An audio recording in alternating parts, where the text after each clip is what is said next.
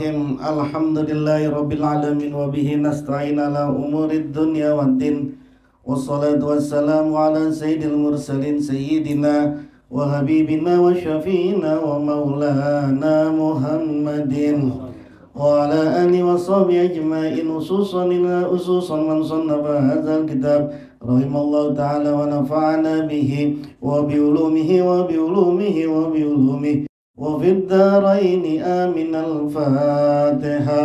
أعوذ بالله من الشيطان الرجيم. بسم الله الرحمن الرحيم. الحمد لله رب العالمين الرحمن الرحيم مالك يوم الدين. إياك نعبد وإياك نستعين. اهدنا الصراط المستقيم صراط الذين أنعمت عليهم غير المغضوب عليهم ولا الضالين. آمين. Bismillahirrahmanirrahim. Para asatidz, sahabat-sahabat sekalian, melanjutkan pembacaan kitab Hikam Ibni Atha'illah As-Sakandari. Hikam ke-254. Bismillahirrahmanirrahim. Qaumun tasbiku anwaruhum azkaruhum. Qaumun, ada satu kelompok, tasbiku yang mendahului, anwaruhum, apa cahaya-cahayanya mereka. Tasbiku yang mendahului, anwaruhum, apa cahaya-cahayanya mereka. Mereka kaum, azkarohum, atas zikir-zikir mereka. Wa kaumun, dan ada satu kaum, tasbiku yang mendahului, azkaruhum, apa zikir-zikir mereka, anwarohum, atas cahaya-cahaya mereka.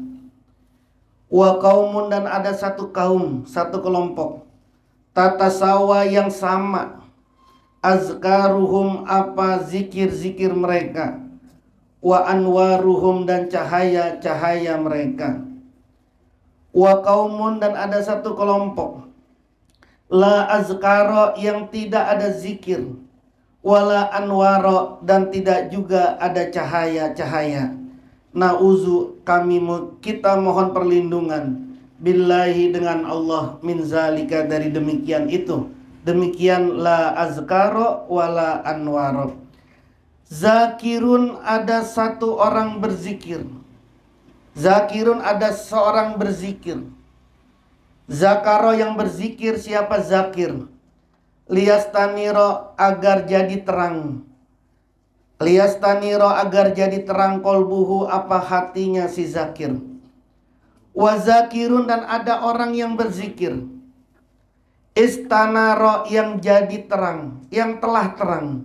Istanaro, yang telah terang, kolbuhu, apa hatinya si zakir. Fakana, maka ada siapa si zakir, itu zakiron, orang yang berzikir. Ibnu Atha'illah membagi orang yang berzikir ini dalam beberapa kelompok. Yang pertama, ada orang yang cahayanya mendahului zikirnya.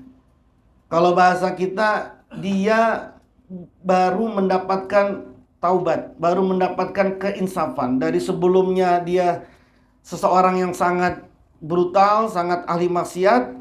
Kemudian masuklah cahaya dalam diri dia, maka kemudian baru dia melakukan zikir-zikir kepada Allah. Ini seperti Ibrahim bin Adham, seorang gubernur, penguasa yang tidak juga adil. Ibrahim bin Adham saat itu, kemudian suatu ketika, suatu malam, suatu pagi, habis sholat subuh dia tiduran, lalu tiba-tiba dia berangan-angan, enak, kayak gimana caranya saya bisa ketemu sama Allah? Bagaimana caranya saya bisa sampai kepada Allah? Tiba-tiba ada orang yang naik ke atas genteng istananya, berisik gitu. Lalu kemudian Ibrahim bin Adham ini nanya, ngapain ente ke atas-atas? Saya lagi nyari onta saya gitu. Kata Ibrahim bin Adham, ente gila apa nyari onta di atas genteng? Ente gila apa? Masa nyari onta di atas genteng? Kata orang itu, ente yang gila Ibrahim. Masa nyari Tuhan sambil tidur-tiduran begitu habis sholat subuh? Gitu. Maka kemudian itu yang membuat, salah satunya membuat dia kemudian berubah. Itu anwaruhum, nurnya duluan masuk, baru kemudian zikirnya. Ada Zunnun al-Misri, beliau seorang pemabok dulu. Ada Fudail bin Iyad, banyaklah Orang-orang yang dulunya itu orang yang tidak benar, kemudian dapat cahayanya. Nah, ada orang yang zikirnya dulu, baru kemudian dapat cahayanya. Dia zikirnya dari yang tadinya malas, yang tadinya dia nggak ngerti apa-apa, kemudian lama-lama dia zikir, dapat dia cahayanya. Dan itu kebanyakan dari manusia. Ada orang yang datangnya cahaya, datangnya zikir, sama datangnya cahaya ini bareng. Ada yang begitu. Tapi ada juga orang yang dia tidak punya cahaya, tidak juga punya zikir. Ini yang kemudian kata Ibnu Athaillah, kita berlindung kepada Allah dari hal yang itu. Jadi manusia ini bisa macam-macam ini. Bisa macam-macam datangnya cahaya kepada dia. Bisa macam-macam. Bisa karena kesadaran hidayahnya, baru kemudian dia mendapati Tuhan. Ada yang kemudian dia memang merangkak mencari Tuhan, baru kemudian mendapatkannya. Nah, itu kata Ibnu Athaillah, jenisnya orang-orang yang berzikir. Dalam pengertian yang lain, ada orang yang cahayanya udah mendahului sebelum ucapannya. Jadi azkar ini bisa diartikan nyebutnya, ucapannya. Ada orang yang cahayanya udah didapat dulu nih sama orang, baru kemudian omongannya baru masuk. Jadi ketika dia belum ngomong saja, orang sudah ikut sama dia. Orang sudah senang sama dia. Maka ketika dia ngomong sesuatu, udah ada cahaya itu di hatinya manusia, sehingga dia ngomong sesuatu yang enteng-enteng, sesuatu yang gampang-gampang, tapi manusia mendapatinya senang, terus dapat hatinya gitu. Ada yang begitu. Cahayanya orang yang omong itu, cahayanya dia itu udah masuk dulu ke orang lain, baru kemudian omongannya gitu. Misalnya Tuan Syekh Abdul Qadir suatu hari datang ke majelis, ngomong gini doang, barusan ikan saya dimakan sama kucing. Satu majelis nangis semua itu, karena omongan kayak begitu tuh. Ikan saya habis dimakan ikan saya dimakan sama kucing. Nangis semua itu orang-orang kayak begitu tuh. Itu nurnya dia itu, nurnya cahayanya udah masuk dulu gitu. Kan kita sering mendapati orang yang omongannya sih sebenarnya sederhana aja gitu, tapi masuk ke dalam sini. Tapi ada orang yang ngomongnya tuh belibet banget, ngomongnya udah mantep banget, tapi nggak masuk-masuk ke sini. Padahal udah ngoyo banget ngomongnya gitu. Tapi nggak masuk-masuk di sini. Ada yang jenis kayak begitu. Cahayanya mendahului orang itu daripada zikirnya. Tapi ada orang yang ngomong dulu, baru kemudian orang kemudian mendapatkan kesadaran. Nah, lalu kata Ibnu Athaillah, orang-orang yang ini nih, yang zakirun zakara liyastanira qalbuhu, ada orang yang berzikir ini agar hatinya menjadi tenang. Orang yang dia zikir ini karena pengen hatinya ini tenang, ini berarti masuk dalam kelompok al-qaum allazina tasbiku azkaruhum anwarohum. Orang yang zikirnya mendahului atas cahayanya. Kita zikir dah, biar hati kita ini terang, biar hati kita ini tenang, biar hati kita ini bercahaya. Ada orang berzikir seperti itu. Nah, berarti orang ini masuk dalam jenis orang yang zikirnya mendahului cahayanya. Tapi ada juga orang yang zikirnya hatinya sudah terang. Maka kemudian dia lalu berzikir. Jadilah dia orang yang zakir, orang yang betul-betul zikir. Kalau orang yang zakirun zakaro liyastaniro qalbuhu, orang yang berzikir, yang dia berzikirnya ingin hatinya menjadi terang, hatinya menjadi tenang, itu belum tentu jadi orang zakir. Belum tentu orang yang berzikir. Kenapa? Karena hatinya masih kacau, hatinya masih galau. Ketika dia lagi zikir, bisa saja zikirnya sambil galau, nggak tenang dia gitu. Jadi ketika dia zikir, ya dia zikir memang ngucapin la ilaha illallah, tapi pikirannya, hatinya melayang kemana-mana. Kan kalau begitu kan bukan zakir namanya. Meskipun mulutnya berzikir, tapi hatinya sama pikirannya nggak masuk, nggak ikut ke dalam zikirnya. Kan bukan zakir. Tapi ada orang yang memang hatinya sudah tenang, baru kemudian dia zikir. Ketika dia zikir, hatinya memang sudah terang. itulah yang masuk dalam kelompok kedua tadi. Kaumun tasbiku azkaruhum anwarohum. Nah, jadi ada macam-macam. Terus kita ada di mana? Ya, bisa ada di mana saja gitu. Kalau tadi orang yang cahayanya mendahului zikirnya, itu jelas orang yang al-arifuna billah. Orang-orang yang sudah makrifat kepada Allah. Sedangkan orang yang zikirnya mendahului daripada cahayanya, ya ini kebanyakan orang yang disebut dengan as-sairuna atau orang yang disebut dengan as-salikuna. Orang yang sedang menempuh dan orang yang sedang berjalan menuju kepada Allah. Lalu kata Ibnu Athaillah, maka nazohiru zikrin. Ini bab masih tentang zikir semua ini. Ini hikam masih soal zikir. Maka nama tidaklah karena ada zohiru zikrin, nampaknya zikir. Tidaklah ada zohiru zikrin, apa nampaknya zikir, illa kecuali an batini suhudin, dari batinnya penyaksian, au fikrotin, atau pemikiran. Kalau ada orang zikir secara zohir, maka zikirnya dia itu sesungguhnya adalah dari batin suhudnya dia, dari dalam penyaksiannya dia, atau dari dalam pemikirannya dia. Kalau ada orang secara zohir sibuk zikir kepada Allah, itu tandanya alamatu wujudi mahabbatillahi fil batin. Itu tandanya ada mahabbah, cinta kepada Allah di dalam batin. Kenapa? Man ahabba say'an aksaro min zikrihi. Kenapa? Sebab siapapun yang senang sama sesuatu, dia pasti sering nyebut-nyebut. Senang nggak Anda sama Allah? Mahabbah nggak sama Allah? Kalau mahabbah sama Allah, pasti sering nyebut Allah. Tapi kalau kemudian kita jarang nyebut Allah, jarang ingat Allah, kemudian kita ngomong cinta banget gue sama Allah, dusta itu. Itu mulut itu. Kenapa? Karena nggak mungkin. Tanda adanya mahabbah di dalam batin kita terhadap sesuatu, itu adalah sering-sering kita menyebut dia. Anda senang sama istri Anda saat masih pengantin baru ya, bukan yang sekarang. Ada cinta nggak? Ada suka nggak? Suka, cinta banget. Anda ingat-ingat nggak? Mau makan Anda ingat, mau minum Anda ingat, mau tidur Anda ingat. Anda ngelihat apapun yang terbayang dia, Anda ngelihat apapun keindahan yang terbayang adalah dia. Berarti kan di dalam diri Anda ada mahabbah terhadap dia. Makanya kemudian kita sering-sering nyebut dia, sering-sering ingat sama dia. Nah, maka orang yang sibuk zohirnya, sibuk zikir kepada Allah, sibuk selalu ingat kepada Allah, itu tanda adanya mahabbatullah, adanya cinta kepada Allah di dalam batin.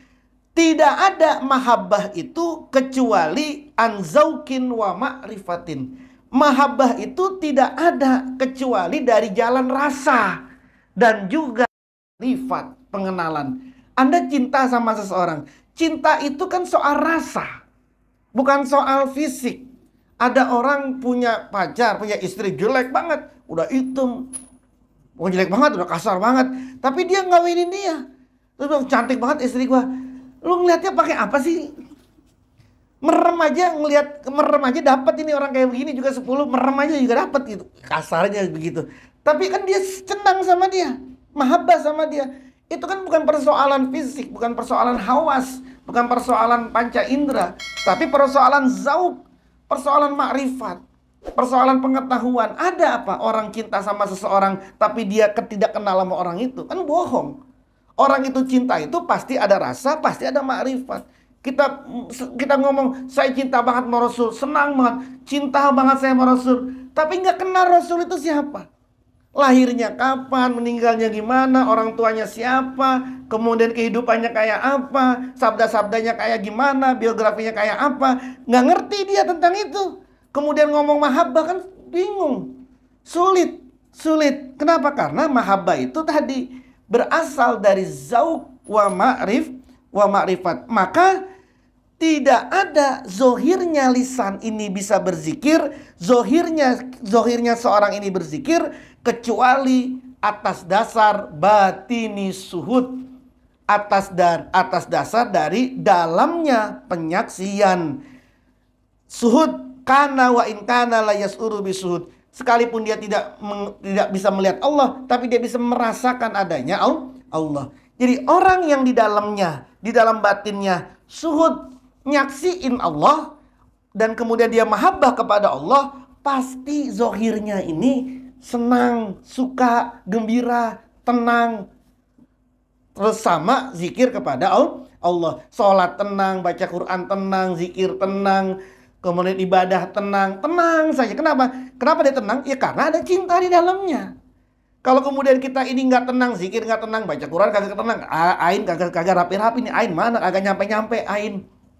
Baca Quran nggak ketemu-ketemu ain. Mana ain masih panjang banget misalnya. Kan berarti kan nggak tenang, nggak senang.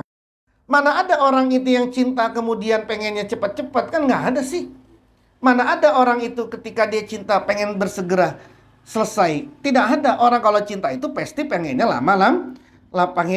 pengennya lama-lama. Nah, maka kata Ibnu Athaillah tadi, orang ya sesuatu yang ada yang tampak zikir, nampaknya zikir di dalam diri kita ini, itu tidak mungkin bisa nampak kecuali dari pertama batini suhud, dia tumbuh ada kalanya yang pertama dari suhud fil batin, penyaksian dia di dalam batinnya dia, atau nasiun an fikrotin, tumbuh dari pemikiran dia.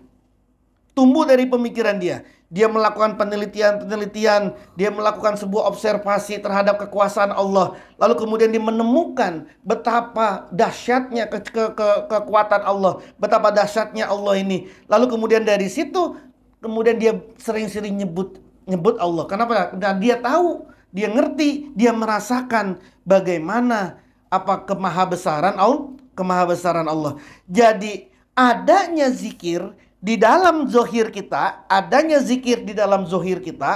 itu ada kalanya tumbuh. Yang pertama dari menyaksikan batin kita. Kita menyaksikan batin kita terhadap kehebatan Allah, kemahabesaran Allah. Atau yang kedua, tumbuh dari pemikiran. Berfikir kita, bertafakur tentang apapun saja yang Allah ciptakan kepada kita. Ashhadaka, ini masih dilanjutin. Ashhadaka min qabli anistashadaka. Ashhadaka, menyaksikan, memperlihatkan siapa Allah kepadamu. Ashhadaka, menyaksikan atau memperlihatkan siapa Allah kepadamu. Min qabli, dari sebelum. An istashadaka, akan menuntut menyaksikan. Anistashadaka, akan menuntut menyaksikan, menuntut untuk menyaksikan siapa Allah kepadamu. Fanatakot, maka berbicara biuluhiyatihi, dengan sifat ketuhanan Allah. Az-zawahiru, apa yang tampak-tampak. Az-zawahiru, apa yang tampak-tampak. Wa tahaqqaqat, dan jadi nyata. Bi ahadiyatihi, dengan sifat esanya Allah. Dengan sifat bi ahadiyatihi, dengan sifat esanya Allah. Apa yang nyata? Al-qulubu, apa hati-hati. Was-sarairu, dan batin. Lalu kata Ibnu Athaillah, Allah sudah memperlihatkan kepadamu, Allah sudah menyaksikan kepadamu dari sebelum Allah nuntut agar kita bersaksi kepada Allah. Kemudian dari situ zohir kita mengucapkan sifat-sifat ketuhanan Allah, dan hati serta batin kita menyatakan keesaannya Allah. Jadi gini, ruh itu kan asalnya itu kan fi goyatit toharoh wassofa. Ruh kita ini asal mulanya itu tumbuh dari berada di puncak kesucian dan kemurnian. Ruh kita itu betul-betul suci saat aslinya itu. Betul-betul suci dan bersih. Maka tatkala Allah menampakkan ruh itu di alam benih, kanat alimatan, maka ruh itu bisa mengetahui sesuatu. Setelah itu fa'ashadahallahu ta'ala azamatahu wa jalalahu wa ba'ahu wa kamala wahdaniyatihi. Kemudian Allah menyaksikan, memperlihatkan kepada ruh keagungan Allah, kemahabesaran Allah, kesempurnaannya Allah. Maka saat itu Allah mengucapkan kepada kita, alastu birabbikum, qalu bala. Saat itu Allah bertanya kepada kita, apakah aku ini Tuhanmu?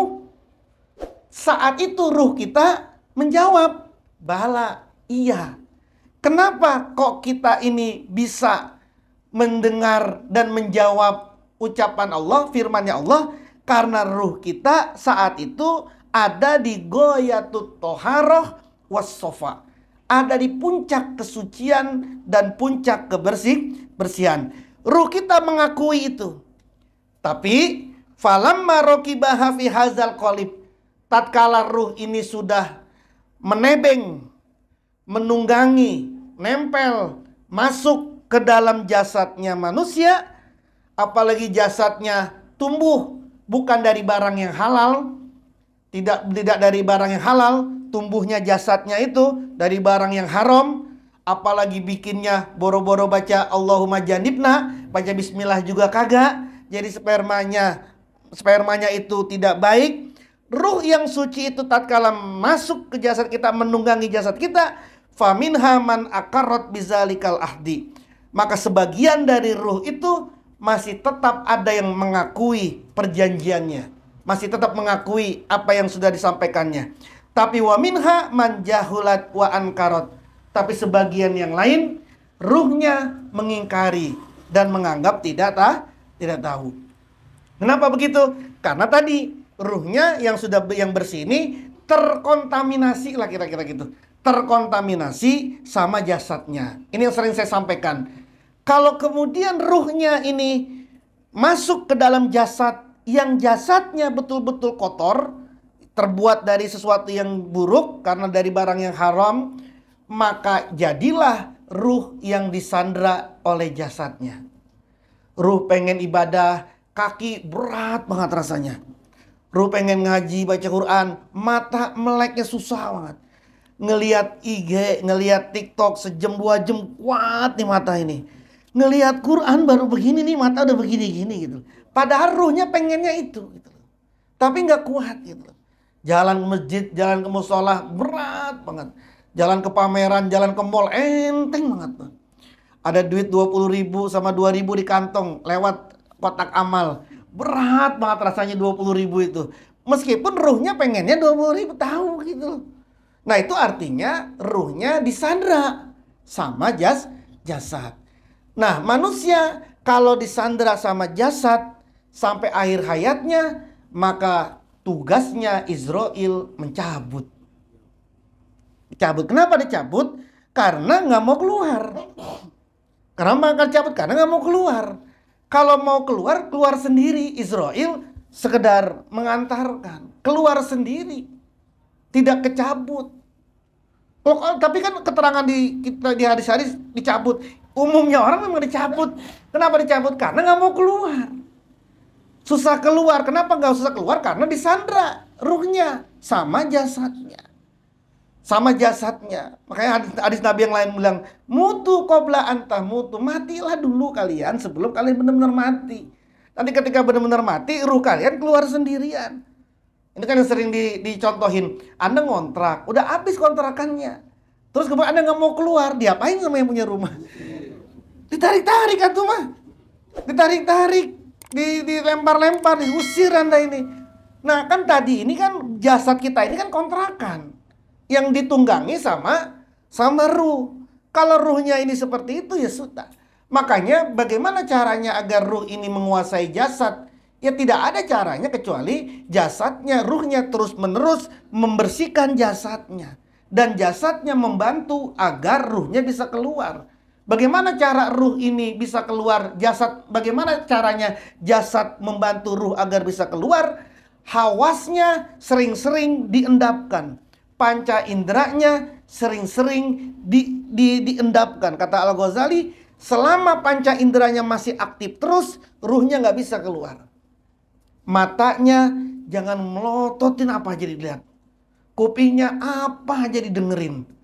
Terus tangannya, mulutnya apa aja diucapin. Kalau kemudian begitu terus, nggak bisa keluar gitu. Maka mata diendapin, jangan semuanya mau dilihat. Meskipun Anda di pinggir jalan, nggak semuanya ada pelototin gitu. Nah, direndapin itu. Nah, ngendapin itu tidak ada cara lain kecuali ya Anda merem. Terus berada di tempat yang gelap, berada di tempat yang sunyi. Sehingga Anda tidak mendengar apa-apa, Anda tidak melihat apa-apa. Mau nggak mau hawasnya bisa turun, hawasnya bisa redup. Baru kemudian muncul itu.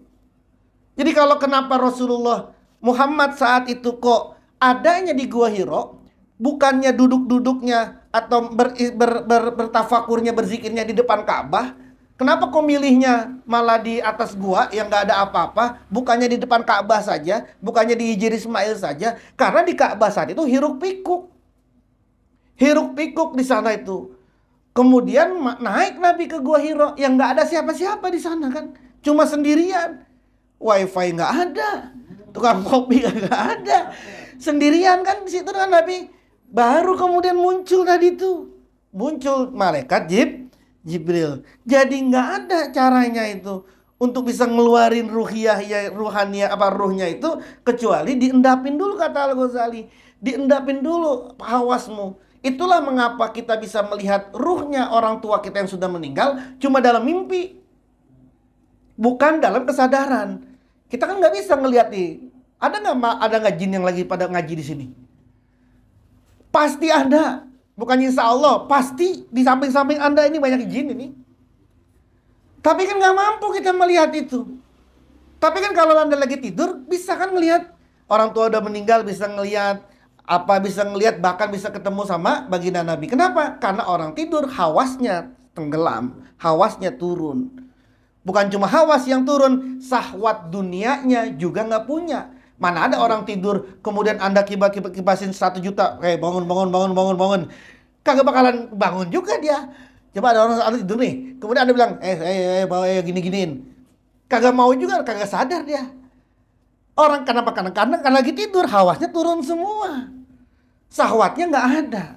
Syahwat dunianya itu yang kemudian meredup, hawas yang meredup, jadilah dia masuk ke alamul arwah. Nah, itu tadi ya. Nah, kemudian kata Ibnu Athaillah, tadi kan ruh kita ini bisa bertemu, bisa ngomong, bisa menjawab Allah. Maka kemudian Allah itu tadi kan alastu bi rabbikum qalu bala. Kenapa bisa begitu? Karena ruh kita ini suci. Nah, saat ruh kita suci itulah kata Ibnu Athaillah, Allah memperlihatkan kepadamu, Allah menyaksikan kepadamu dari sebelumnya. Allah kasih tahu nih, ini keagungan Allah, sehingga saat itu ketika Allah bilang, apakah aku Tuhanmu? Kita semua sepakat bilang, Allah tuh, iya engkau adalah Tuhan kita. Kenapa? Karena kita udah ngeliat nih, maha besarnya Allah.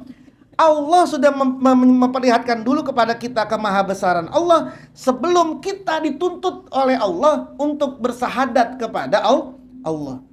Jadi kalau kita ini di dunia disuruh bersahadat sama Allah, itu sesungguhnya Allah duluan yang ngasih pengertian kepada kita, yang ngasih penyaksian kepada kita sebelum Allah nuntut untuk kita bersahadat. Nah, kalau kemudian kita ini sekarang ini bersahadat, maka kemudian zawahir kita akan mengucapkan sifat-sifat ketuhanannya Allah. Melalui apa? Ya melalui zikir, tahlil, tahmid, takbir, salawat, baca Quran. Zahir kita ini mengucapkan ini. Nah, yang itu sesungguhnya adalah far'ul ishadil mutaqaddim fi alamil ghaib.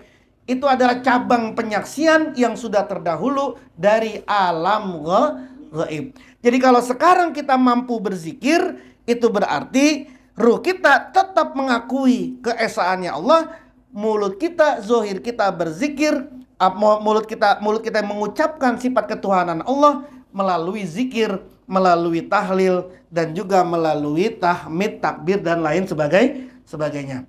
Akhirnya kata Ibnu Athaillah, akramaka karomatin salasan. Akramaka, Allah memuliakanmu. Akramaka, memuliakan Allah kepadamu. Karomatin, pada beberapa karomatin, dengan beberapa karomah, salasan yang 3. Allah memuliakanmu dengan karomah yang 3. Yang pertama, ja'alaka, Allah menjadikan kepadamu zakiran, itu orang yang berzikir lahu pada Allah. Walaula fadluhu, seandainya bukan karena keutamaan Allah. Walaula fadluhu, dan seandainya bukan karena fadilahnya Allah, keutamaannya Allah. Lam takun, maka tidaklah ada siapa kamu. Lam takun, maka tidaklah ada siapa kamu itu ahlan, sebagai ahli. Ahli, orang yang berhak. Lijarayani zikrihi, untuk menjalankan zikrullah, zikir kepada Allah, alaika, atasmu.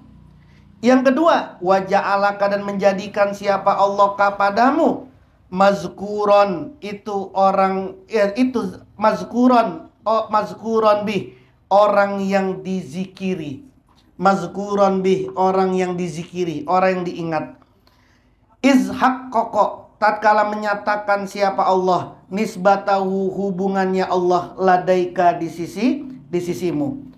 Yang ketiga, waja'alaka, dan menjadikan siapa Allah kepadamu mazkuron, yang disebut, yang dizikirkan, yang disebut indahu, di sisi Allah. Fatamammama, maka jadi sempurnalah.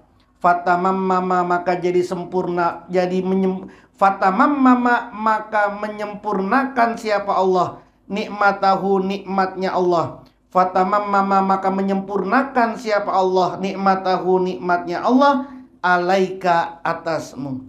Ibnu Athaillah mengatakan, orang yang berzikir itu mendapatkan 3 kemuliaan. 3 kemuliaan. Dan ini kenikmatan yang besar sekali.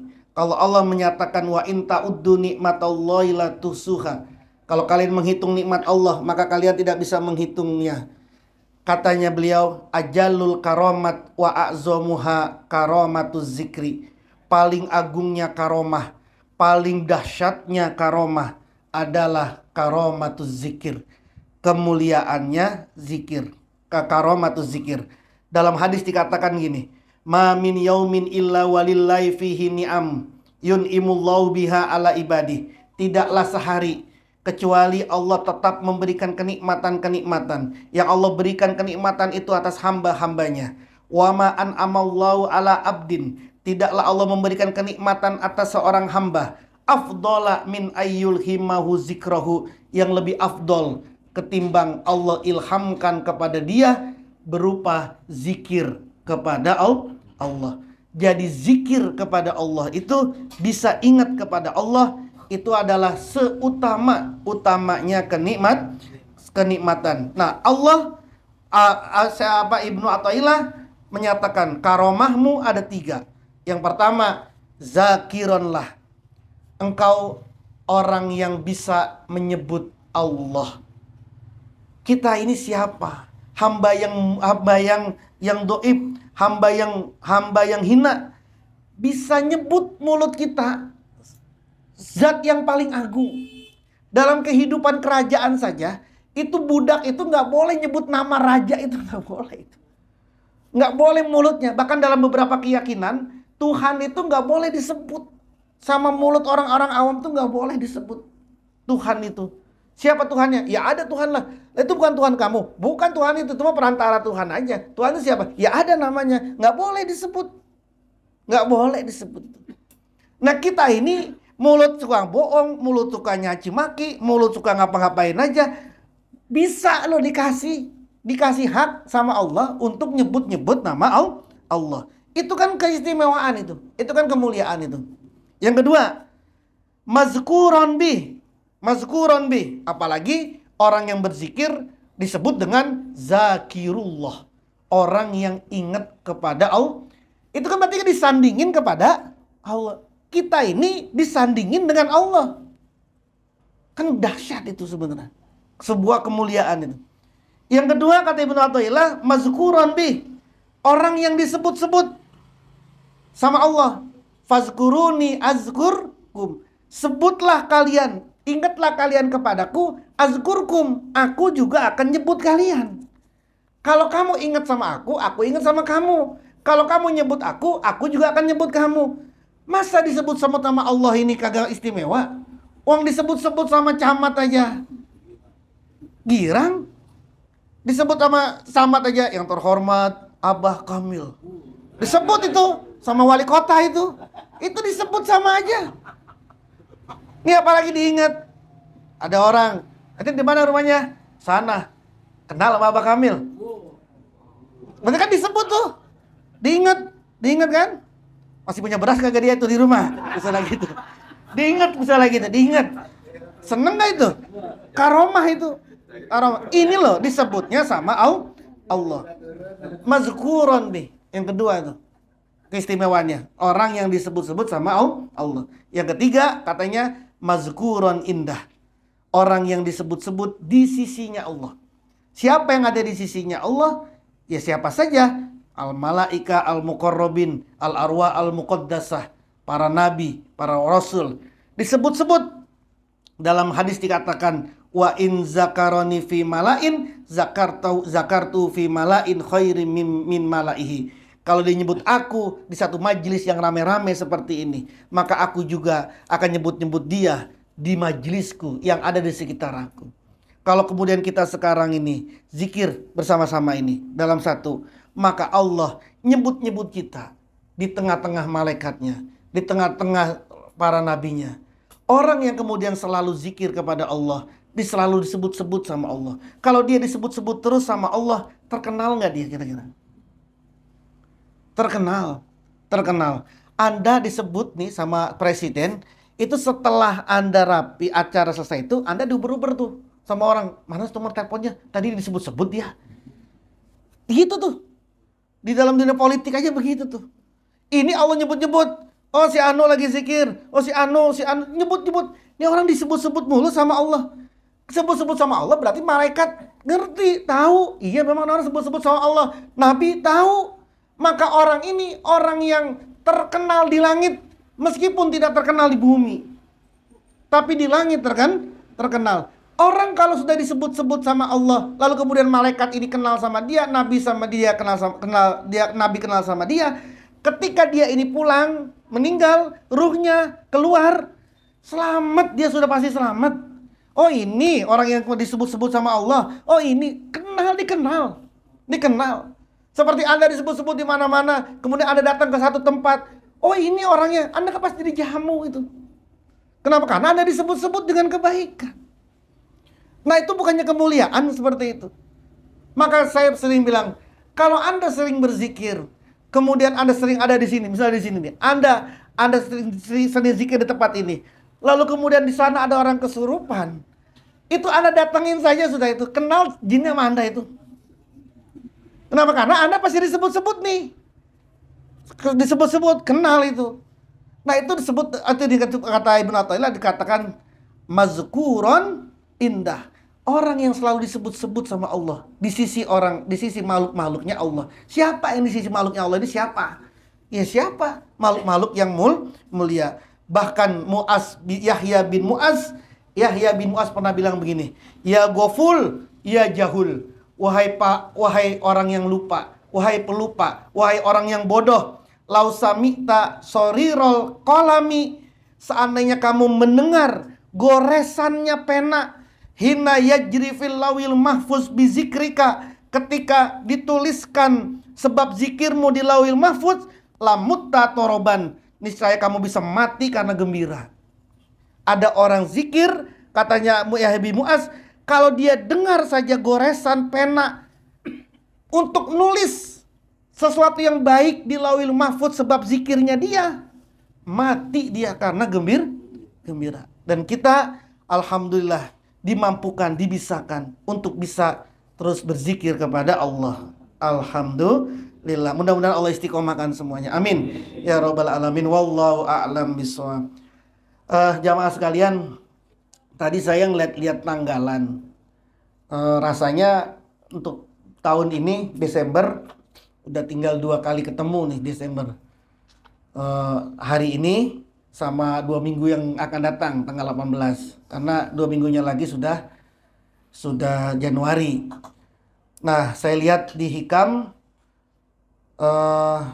sudah saya rencananya 2 minggu yang akan datang Hikam ini saya akan baca lagi dan saya sisain 1.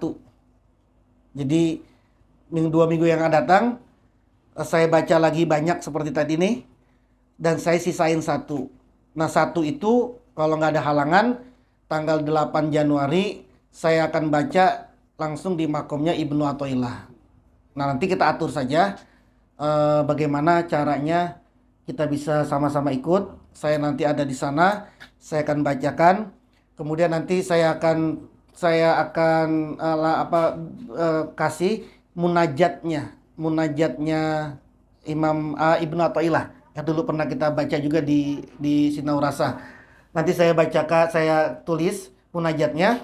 Jadi nanti kita atur di sana bagaimana nanti setelah hataman satu bait terakhir, 1 hikam terakhir, lalu kemudian kita baca bareng-bareng. Yang ada di sini saya baca juga, saya juga nanti dibaca, yang nge-live lah bareng-bareng di sana, nyambungin seperti itu. Ya mudah-mudahan kalau nggak ada halangan tanggal 8 insyaallah saya berangkat sendiri untuk ke makomnya Imam Ibnu Athaillah dan makom-makom yang lain. Mohon doanya mudah-mudahan nggak ada halangan apa-apa. Allah mudah-mudahan berkahi semuanya. Amin. Al-Fatihah. Auzubillahi minasyaitonirrajim. Bismillahirrahmanirrahim. Alhamdulillahirabbil alamin arrahmanirrahim maliki yaumiddin. Iyyaka na'budu wa iyyaka nasta'in ihdinas siratal mustaqim siratal ladzina an'amta 'alaihim ghairil maghdubi 'alaihim waladdallin. Amin. Bismillahirrahmanirrahim. Allahumma sokhan wahan bahan hamim la yunsurun waj'alna min baini aydihim saddan wa min khalfihim saddan fa'amsaynahu fahum la yubsirun. Kaf ha ya ain sad ha mim ain sin qaf la yusaddauna wa la yunzifun. Ya Rabbu ya Rabbu ya Rabbu wa la haula wa la quwwata illa billahil aliyyil azim. Allahumma sokhan wahan bahan hamim la yunsurun waj'alna min baini aydihim saddan wa min khalfihim saddan fa'amsaynahu fahum la yubsirun. Kaf ha ya ain sad ha mim ain sin qaf la yusaddauna wa la yunzifun. Ya Rabbu ya Rabbu ya Rabbu wa la haula wa la quwwata illa billahil aliyyil azim. Allahumma sokhan wahan bahan hamim la yunsurun waj'alna min baini aydihim saddan wa min khalfihim saddan fa'amsaynahu fahum la yubsirun. Kaf ha ya ain sad ha mim ain sin qaf la yusaddauna wa la yunzifun. Ya Rabbu ya Rabbu ya Rabbu wa la haula wa la quwwata illa billahil aliyyil azim. Bismillahir syafi bismillahil kafi bismillahil maafi bismillahil ladzi la yadurru ma'asmihi syai'un fil ardi wa la fis samai wa huwas samiul alim. Bismillahir syafi bismillahil kafi bismillahil maafi bismillahil ladzi la yadurru ma'asmihi syai'un fil ardi wa la fis samai wa huwas samiul alim. Bismillahir syafi bismillahil kafi bismillahil maafi bismillahil ladzi la yadurru ma'asmihi syai'un fil ardi wa la fis samai wa huwas samiul alim.